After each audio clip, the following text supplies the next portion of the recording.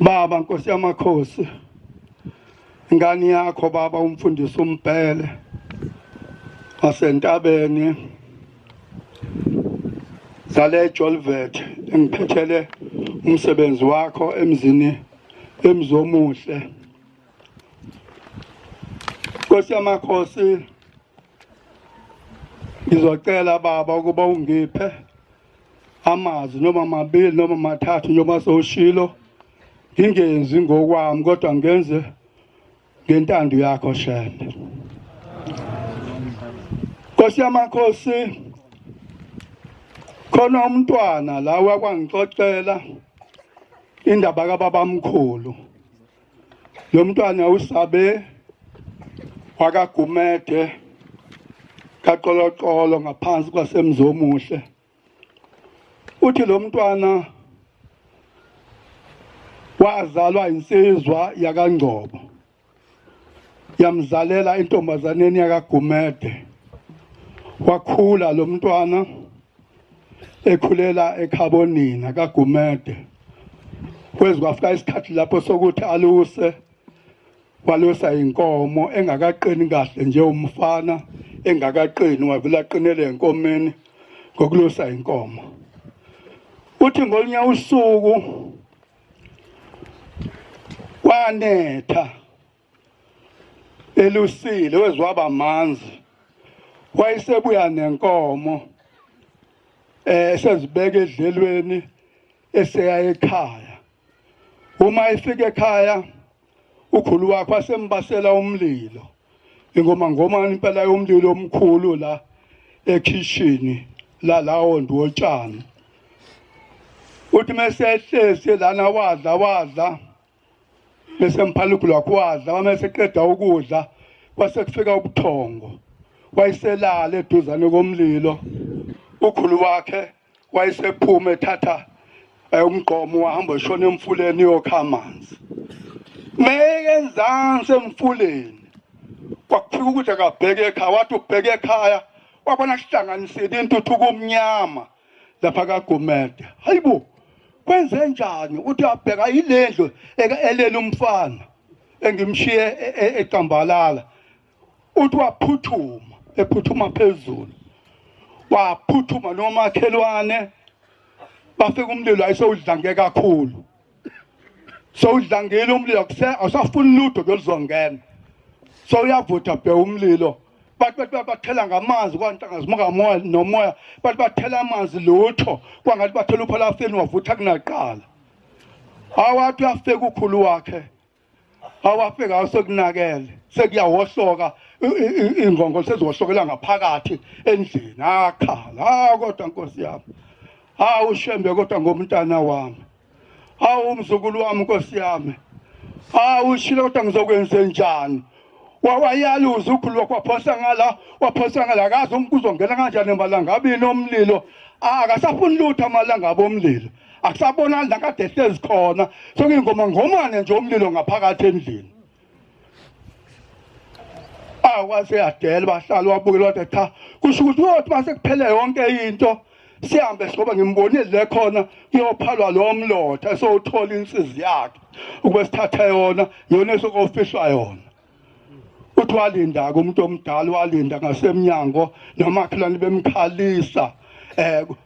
Uthi utebona, uthi lo mfana kwavele kwaqhamuka umuntu abawona amaNazaretha kulo muzi, bayamaloma, bayamaweseni, bayizayoni, bayiZCC. Mkhulu lo muzi, ngeze ngafika kuwona impela.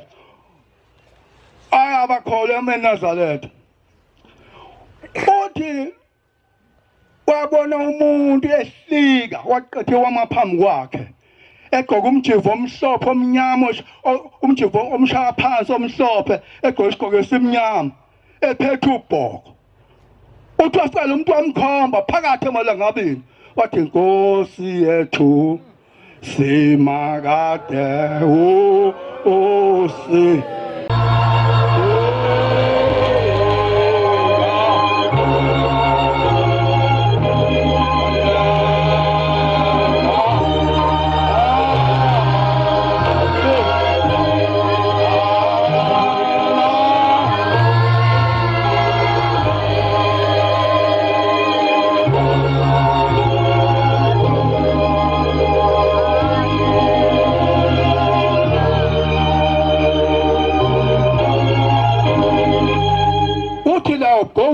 umntwana kwaphuma indwangu emhlophe ngamkhomba ngalobhoko le ndwangu yaseyamkhapha yamboza le ndwangu uthi wahlabelele uthi wahlabela waqhubeka wathi zonke owehla umoya ingcwele wadlula wathi zonke izifo aziphele uthi matha zonke izifo aziphele nazo zonke izono uthi kwafika woso wawosoka yonke into uthi hawu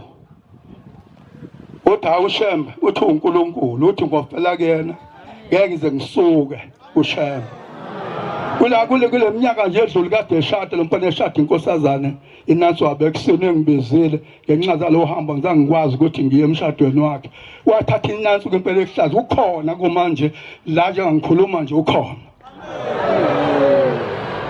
uthi kwazi isimangalazo bonke abantu bendawo bebheke endlini seyiphelile sokuphelisha ukuthunqa manje sesokamalahle ebuve endlini bethi cha sesilindele ukuthi nje uma kuphela lamalahle sihambe siyohwalaza la kade ekhona wathi ukhulu wakhe ngemuva ombekhwehlela ukhulu wakhe wathi uthi uyabheka nangu usabe ngemva kwakhulu wakhe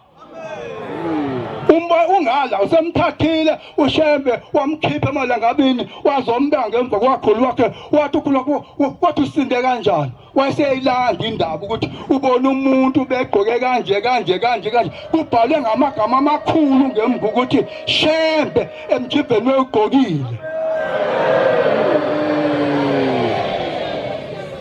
la ngingasela sikezulu inqobo loqobo mawugejela ugejile makusakhona izinto osobambelele kuzona izinto zenzayo eziphambene nomthetho kaNkulunkulu yazi ukuthi abakini balahliwe emhlabeni nasezulwini balahliwe bake esihlogweni bafuna nawe uma ufuye esihlogweni njengoba usupha yesontweni usupha izinto ezingafanele ukuthi uzenze okuthiwa zenze uzenze wena